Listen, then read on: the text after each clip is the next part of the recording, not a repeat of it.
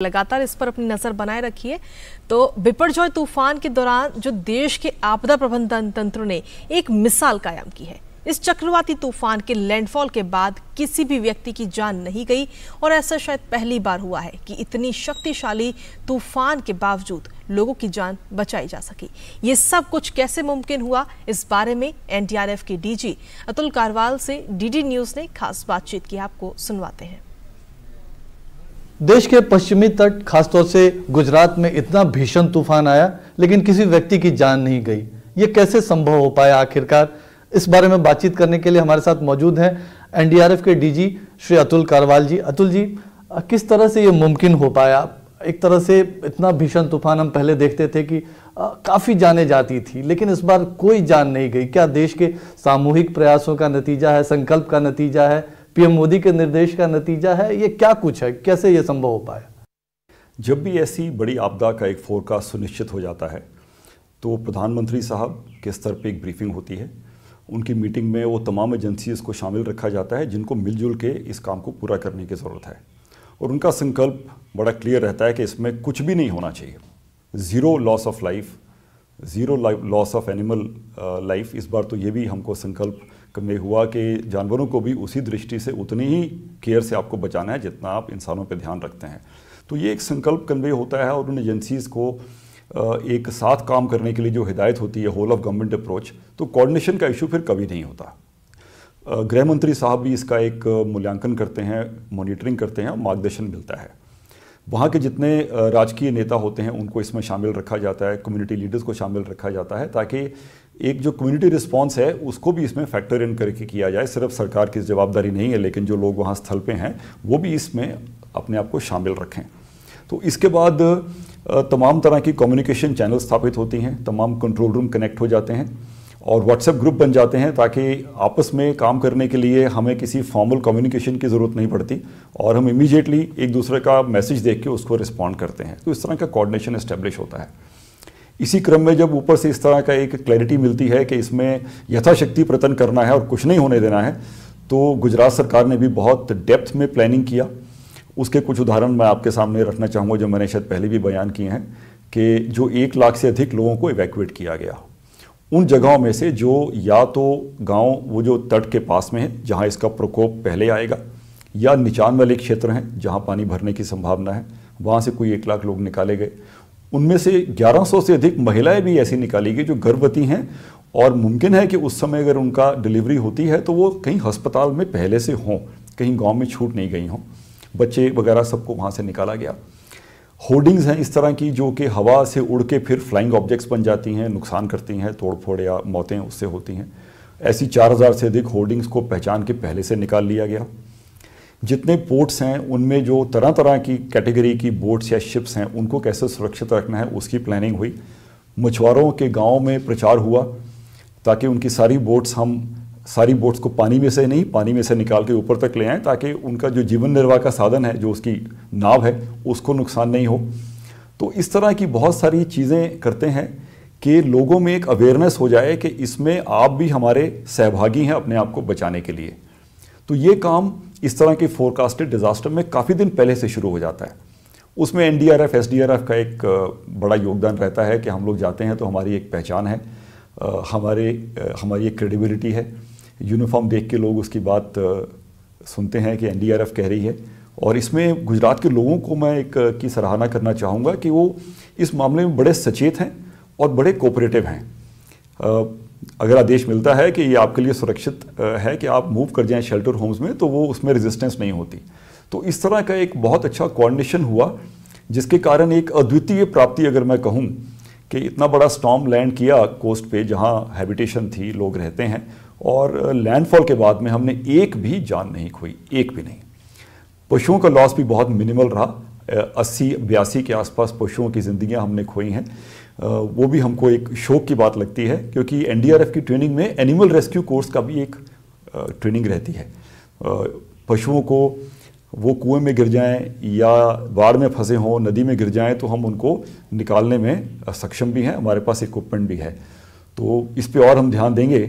प्रधानमंत्री मोदी के साथ आप गुजरात के दिनों से काम कर रहे हैं, बहुत पहले से उनको जानते हैं। वो जो संवेदनशीलता दिखाते हैं आपदाओं के दौरान, सिर्फ इस आपदा की बात नहीं है, जिस तरह से आपदा प्रबंधन तंत्र उन्होंने खड़ा किया है, तो वो जो निगरानी करते हैं, वो जो लगातार आप लोगों से संपर्क में रहते हैं, गुजरात के सीएम से भी उन्होंने कई बार बातचीत की, तो कितना फर्क उसकी वजह से पड़ता है ग्राउंड जीरो पर?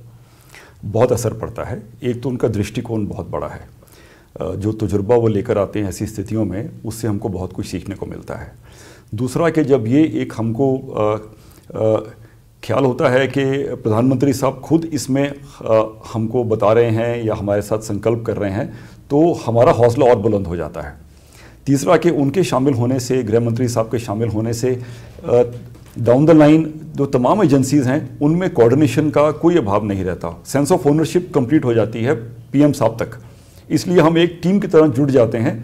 और इस तरह की मॉरल स्ट्रेंथ से ये भी होता है कि जब हमको कोई भी रिसोर्सेज स्थल पे चाहिए होते हैं वो भी हमको मुहैया हो जाते हैं।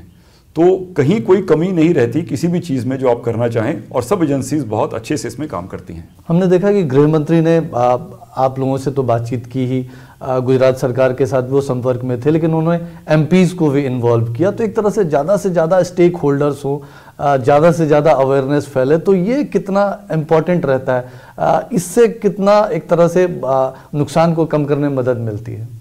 आपने बड़ा सही प्रश्न पूछा है, क्योंकि इसमें फोर्स इतनी है नेचर की इस तरह के स्टॉर्म्स में कि अगर हम उसकी पूर्व तैयारी नहीं करें तो नुकसान को रोकना मुमकिन नहीं है।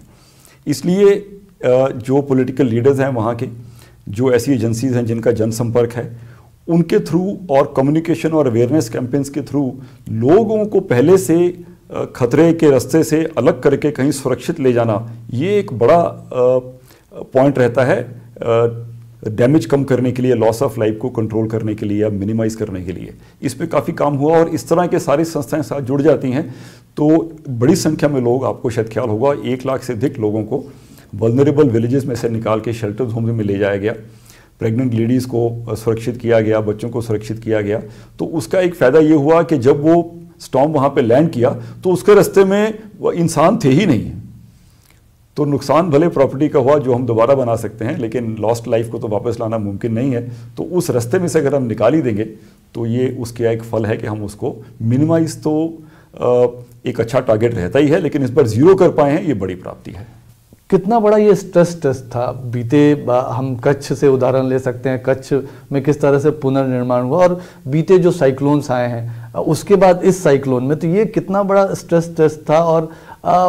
और अब कितनी बड़ी भूमिका देखते हैं जो बीते समय में आपदा प्रबंधन तंत्र का निर्माण हुआ है, खासतौर से बीते 8-9 वर्षों में, उसकी कितनी बड़ी भूमिका आप देखते हैं? कच्छ के भूकंप में 2001 में हुआ, उसमें कोई 13,800 जाने गई, और उसके बाद बहुत स्ट्रेस दिया गया कि हम डिज़ास्टर में सिर्फ रिएक्टिव रिस्पांस ना रखें होने के बाद, लेकिन प्रोएक्टिव भी रहें और हमारी तैयारी इतनी हो कि हम रिस्पांस के काबिल हों। अगर हम उसको कंपेयर करें कि 1999 में सुपर साइक्लोन उड़ीसा में आया था, 10,000 मौतें हुई थी, वैसे ही साइक्लोन उसके बाद जब आए तो उनमें हम 99% लॉस ऑफ लाइफ कम कर पाए हैं। लेकिन इसमें भी पूरा पोटेंशियल था कि जान हानि कर पाए और मौतें हो सकती थी, तो उसके कंपैरिजन में हम उसको ज़ीरो लेकर आए हैं। तो ये एक जो रिस्पांस की एक क्षमता है, और इतना ही नहीं, कैपेसिटी बिल्डिंग, लोकल फॉर्मेशंस की, SDRF की ट्रेनिंग है, अवेयरनेस कैंपेन्स हैं, ये सब उसका भाग हैं। अब हमारी ताकत उस स्तर तक की है कि हम देश की सीमाओं तक ही नहीं, लेकिन विदेश में कहीं भी कुछ होता है दुनिया में, तो जैसे तुर्की में अर्थक्वेक हुआ, तो उसमें जैसे प्रधानमंत्री साहब ने सपोर्ट का ऐलान किया, हमारी पहली टीम उसी रात में तुर्की के लिए रवाना हो गई। तो सबसे पहले पहुंचने वाली टीमों में इंडियन टीम थी, चौथी सबसे बड़ी टीम थी वहाँ तुर्की में। तो भारत का एक जो उभरता हुआ स्तर है विश्व में, वो इस क्षेत्र में भी सामने उभर के आ रहा है कि दुनिया में कहीं भी कुछ होगा, आपसे हमारा नाता कैसा भी रहा हो, लेकिन ह्यूमैनिटेरियन असिस्टेंस के लिए हम खड़े हो जाएंगे और जल्दी आ जाएंगे और बड़े बल के साथ आएंगे। दुनिया में कहीं भी संकट आएगा तो भारत खड़ा रहेगा, और खासतौर से तुर्की का उदाहरण हमने देखा। तो आप कह सकते हैं कि नए भारत की ये पहचान है। आज CDRI, coalition for disaster resilient infrastructure जैसी पहल भारत ने की है, जिसके पीछे तमाम देश खड़े हैं। तो आज कह सकते हैं कि ये नए भारत की पहचान बन रही है। बिल्कुल, और CDRI में ऑलरेडी 31 देश और 8 और संस्थाएं शामिल हो चुकी हैं, तो एक नई पहल है। इसी तरह सेंडाई फ्रेमवर्क है डिजास्टर रिस्क रिडक्शन का, उसके लिए भी PM साहब ने 2016 में जब एशियन मिनिस्ट्रियल कॉन्फ्रेंस हुई थी तो 10 पॉइंट एजेंडा दिया था कि डिजास्टर रिस्क रिडक्शन कैसे करना है। तो डीआरआर पे जितना हम काम करते हैं तो हमको इस मौके पे उसका एक लाभ मिलता है। तो इस सब पहलुओं का एक कंट्रीब्यूशन मैं कहूँगा जिसके कारण हम एक बहुत यूनिक अचीवमेंट इस साइक्लोन में दिखा पाए हैं। एनडीआरएफ का मतलब होता है कि अगर किसी को अपने जान की चिंता नहीं, अगर एनडीआरएफ आ गया तो लोगों को लगता है कि अब मेरी जान बचेगी ही। तो अब एनडीआरएफ बीते 8-9 वर्षों में कितना इवॉल्व हुआ है? जब एनडीआरएफ स्थापित हुई 2006 में तो 8 बटालियंस हुई थी। 8 बटालियंस में 1150 आदमी हर एक बटालियन में रहता है। आज हमारी स्ट्रेंथ 16 बटालियन की है। तो हमारा एक फुटप्रिंट जो है देश में वो 50 जगह पे है, हमारी टीमें उपलब्ध हैं। और हमारा धाराधोरण है कि मानक है कि इतला होते ही 20 मिनट के अंदर मेरी गाड़ी वहाँ से रवाना हो जाती है। और ट्रेनिंग इतनी अच्छी है, इक्विपमेंट इतनी अच्छी है क्योंकि सरकार का पूरा सपोर्ट है। हमें किसी चीज़ की कमी महसूस नहीं होती। रिसोर्सेज चाहिए, फंड्स चाहिए, हमको मुहैया करवाए जाते हैं। तो पहले से कहीं ज़्यादा एक काबिल और एक कॉम्पिटेंट कॉन्फिडेंट फोर्स एनडीआरएफ उभर के आई है। और मुझे लगता है कि विश्व में यूनिक फोर्स है। बहुत जगह ऐसी संस्थाएं हैं जो डिजास्टर से डील करती हैं, लेकिन एक कायमी permanent boots on ground force जो हमेशा उपलब्ध है ईयर अराउंड, ऐसी पहल शायद किसी और देश में नहीं है जो इंडिया ने की है। तो एनडीआरएफ देश की सेवा में पहले से ज़्यादा ताकतवर और ज़्यादा कॉम्पिटेंट है। कुछ ऐसी पहल जो इस बार की गई है, खासतौर से हाई सीज की बात हो या तटों पे की गई हो, जिसकी वजह से लॉस ऑफ लाइफ आप नहीं हो पाया, आप जान बचा पाए, तो उन पहलों का भी आप जिक्र करना चाहें? ऐसी बातें इस बार भी ब्रीफिंग में हुई जिसमें कैबिनेट सेक्रेटरी साहब ने जब मीटिंग ली तो उसमें ये एक बात उठी कि जो ऑयल रिग्स हैं उनके जो प्लेटफॉर्म्स होते हैं वो 180-190 किलोमीटर की गति की हवा को सहन करने के लिए काबिल होते हैं और वहाँ कुछ लोग छोड़ देने से नुकसान नहीं होगा। लेकिन कैबिनेट सेक्रेटरी साहब का बड़ा क्लियर निर्देश था कि ये बिल्कुल शक की बात नहीं है, भले उनकी स्ट्रेंथ 180 किलोमीटर तक की हो और ये 130 किलोमीटर का फोरकास्टेड है, लेकिन कोई भी ह्यूमन लाइफ वहाँ छोड़नी नहीं है। उन सबको इवैक्यूएट किया गया ताकि गलती से भी ऐसा कुछ अगर हम सोचें और तूफान का प्रकोप अपेक्षा से अधिक हो जाए और वो जाने हम खो दें, ऐसे भी कोई पॉसिबिलिटी की गुंजाइश नहीं छोड़ी गई। तो इतनी डिटेल तक हम गए सब लोग, खास करके हमारे जो लीडर्स हैं जो दृष्टि देते हैं इस तरह की, पीएम साहब हैं, एचएम साहब हैं, कि इस बार ये सफलता हमको मिल पाई है। आखिरी सवाल आपसे, इस स्ट्रेस टेस्ट में आप पास हो गए हैं तो कितना मनोबल आप लोगों का ऊंचा हुआ है और आने वाली आपदाओं में इसी तरह की स्थिति रहे, जीरो लॉस ऑफ लाइफ रहे, इसके लिए आप लोग कितने तैयार हैं? तो पीएम साहब का जो 10 पॉइंट एजेंडा है उसमें 9वां पॉइंट ये भी है कि हम आपदाओं से सीखते रहें। तो इन सब की एक हम स्टडी करते हैं कि इससे हमने क्या सीखा, इसमें भी हमारी कोई भूल हुई है तो क्या हुई और उसको आगे से हम कैसे ठीक करेंगे।